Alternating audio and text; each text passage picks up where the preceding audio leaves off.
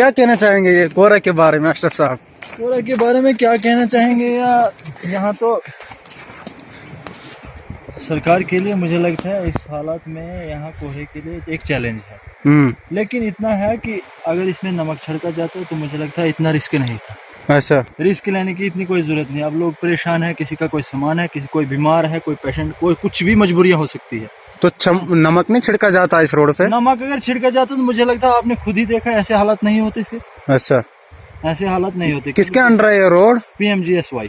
PMGSY कहाँ से? उकड़ाल to Pongal, शालघाट से ऊपर किसके अंडर है? शालघाट से ऊपर PMGSY के अंदर। अच्छा, उकड़ाल टू शालघाट।